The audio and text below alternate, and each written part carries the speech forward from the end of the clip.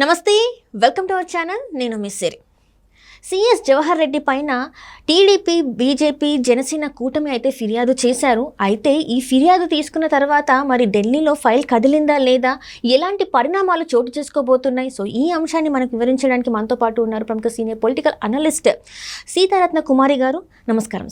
నమస్కారం మేడం, ఇప్పుడు చూస్తుంటే జవహర్ రెడ్డి గారి వ్యవహారం పైన అంటే కూటమి అయితే కంప్లైంట్ చేశారు, ఎన్హెచ్ఆర్సీలో కంప్లైంట్ చేశారు. కంప్లైంట్ చేసిన తర్వాత మరి ఢిల్లీలో ఫైల్ కదిలే అవకాశం ఉందా? ఎందుకంటే ఇంతకుముందు కూడా సిఎస్ గారి పైన అనేక సార్లు కూటమి అయితే ఫిర్యాదులు అయితే పంపించింది, కానీ అక్కడైతే ఇంతవరకు ఇలాంటి చర్యలు తీసుకోలేదు. మరి ఈసారైనా తీసుకునే అవకాశం ఉందా? డెఫినెట్గా తీసుకునే అవకాశం ఉంది సిరి. ఎందుకనంటే ఇది చాలా పెద్ద తప్పిదం చేశారు ఆయన. అంత పెద్ద సీనియర్ లెవెల్లో ఉండి, సిఎస్ లెవెల్లో ఉండి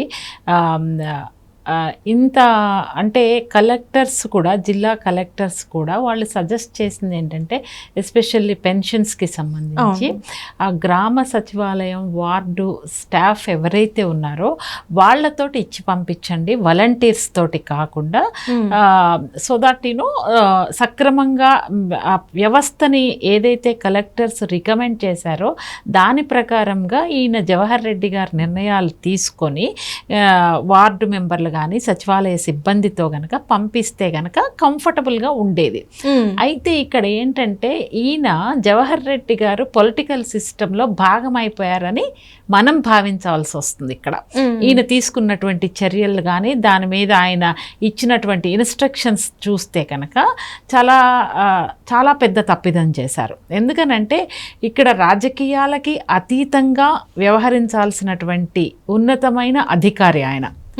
సో ఆయన పదవుల్ని, ఆయన యొక్క ఏదైతే పొజిషన్లో ఉన్నారో దాన్ని పూర్తిగా మర్చిపోయి ఒక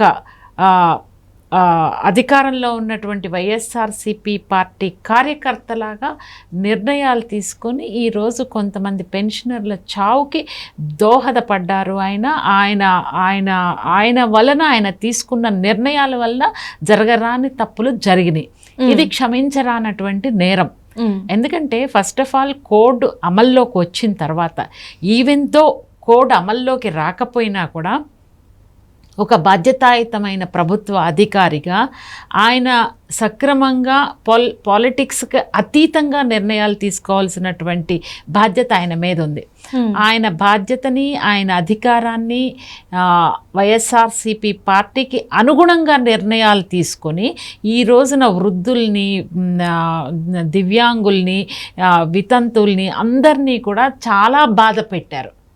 అంటే ఏంటి, ఒక విధంగా తెలుగుదేశం పార్టీ వల్లనే ఈ రోజున మీరు ఇక్కడికి రావాల్సి వచ్చింది అనే ఒక వాళ్ళల్లో వ్యతిరేకమైన భావాన్ని కలిగించాలి అని ఆయన ఆ భావాన్ని కలిగించాలి అనే ప్రాసెస్లో ఆయన తీసుకున్న నిర్ణయం ఎట్ ఎనీ కాస్ట్ ఎక్స్క్యూజ్ చేసేటువంటి పాయింట్ కాదు ఆయన దగ్గర. It's a very big mistake. You have to do everything without politics.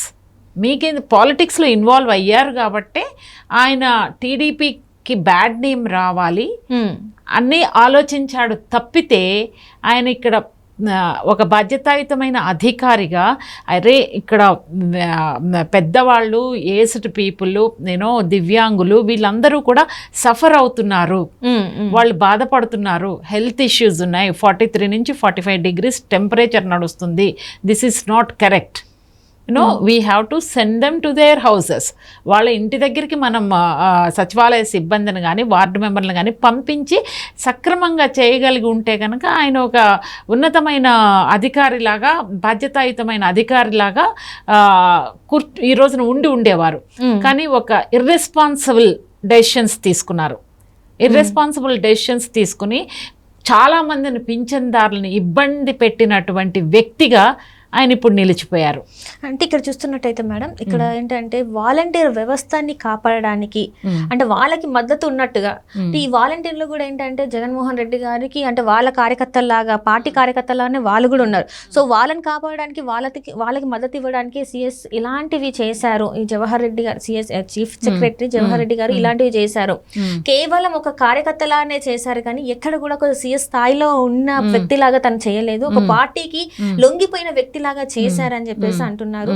So ఇందులో ఎందుకు ఇలాంటి పరిణామాలు చోటు చేసుకున్నాయి అంటారు? అంటే ఇక్కడ పర్సనల్ బెనిఫిట్ ఉండొచ్చు జవహర్ రెడ్డి గారికి.